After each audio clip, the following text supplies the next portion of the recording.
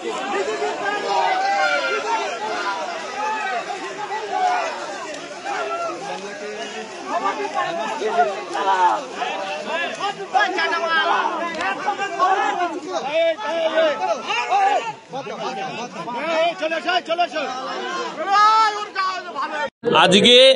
আমরা ভাঙরে শফিউল গাজীর বাড়িতে এসেছি। যে শফিউল আমাদের ছেড়ে চলে গেছেন মূলত এসআইআর এর আতঙ্কে, নিজের জীবন শেষ করে দিয়েছেন শফিউল।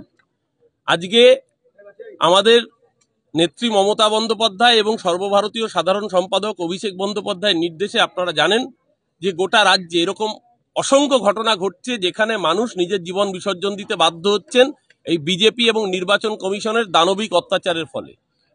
দলের পক্ষ থেকে অভিষেক বন্দ্যোপাধ্যায় এবং মমতা বন্দ্যোপাধ্যায়ের নির্দেশে আমি এবং শওকত মোল্লা আজকে এখানে এসেছি। আমাদের সমস্ত নেতৃত্ব ভাঙরের সবাই রয়েছেন পরিবারের পাশে থাকার বার্তা নিয়ে। একদিকে যেরকম তৃণমূল কংগ্রেস তাদের পাশে সহযোগিতার হাত বাড়িয়ে দিয়েছে, তার সাথে সাথে এই পরিবার যাতে আগামী দিন মনে না করেন যে তারা অসহায়, তারা বিপদে আছেন, সেই বার্তা পরিষ্কারভাবে দলের পক্ষ থেকে আজকে তুলে ধরা হয়েছে। দেখুন, যত সহযোগিতায় থাক মানুষটাকে আমরা ফিরিয়ে দিতে পারবো না, কিন্তু এই মানুষের মৃত্যুর জন্য দায়ী বিজেপি এবং নির্বাচন কমিশন। আর আরো আশ্চর্যজনকভাবে এই ভাঙরের বুক থেকে যিনি বিধায়ক নির্বাচিত হয়েছেন তিনি গিয়ে বিজেপি এবং নির্বাচন কমিশনকে সার্টিফাই করছেন, বলছেন এসআইআর নিয়ে আতঙ্কের কিছু নেই। তাহলে যে মানুষটা চলে গেল তার পরিবারের লোকজনকে বোঝাতে পারবেন তো উনি তো তাদেরও বিধায়ক। আদি বাড়ি মিনাখায় ছিল, এখানে এসে ছোট্ট ব্যবসা করতেন, ফুচকা বিক্রি করতেন। যেহেতু তার বাবা মার নাম ছিল কিন্তু তার নাম ছিল না, দিনের পর দিন আতঙ্কিত থাকতেন। স্ত্রীকে বলতেন যে আমাকে কি তাহলে বাংলাদেশ চলে যেতে হবে? কি অপরাধ ছিল এই মানুষটার, এই শফিকুল গাজীর অপরাধ?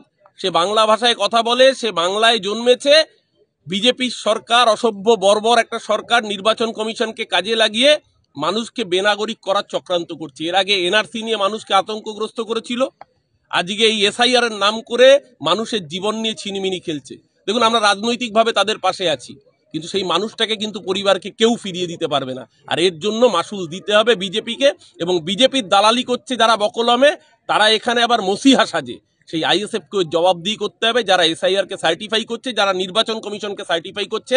নওশাদ সিদ্দিকীকেও কিন্তু আর 6 মাস পরে ভাঙরের মানুষ প্রশ্ন করবে যে শফিউল গাজীর হত্যা, এর পেছনে তোমারও অবদান কম ছিল না, কারণ তুমি এই ডাকাতদের সার্টিফাই করেছো। আজকে দেখেছেন বিহারের বুকে পরপর ভিভিপ্যাটের লিস্ট বেরোচ্ছে। নির্বাচন কমিশন বড় বড় গল্প দিয়ে বলেছে যে 0 এরার ইন বিহার এসআইআর। বিহারে কুকুরের নাম উঠেছে, বেড়ালের নাম উঠেছে, আর 65 লাখ বৈধ ভোটারের নাম বাদ গেছে। ব্রাজিলিয়ান মডেল, এই ঘুষপেটিয়া বলছে, বাংলাদেশি ঘুষপেটিয়া বলতে বলতে নরেন্দ্র মোদী ব্রাজিলিয়ান ঘুষপেটিয়া ঢুকিয়ে দিচ্ছে ভারতের ভোটার লিস্টে হরিয়ানায় ভোটে জেতার জন্য। গোটা ভারতে ভোট চুরির সবচেয়ে বড় নতুন কৌশল হচ্ছে এই এসআইআর নির্বাচন কমিশনকে ব্যবহার করে। আর এর বলি হচ্ছে বাংলার সাধারণ মানুষ। এদের বিরুদ্ধে রাজনৈতিকভাবে লড়াই যেরকম থাকবে, তেমনি সেই পরিবারগুলোকে মমতা বন্দ্যোপাধ্যায়, অভিষেক বন্দ্যোপাধ্যায় পাশে দাঁড়ানোর নির্দেশ দিয়েছেন।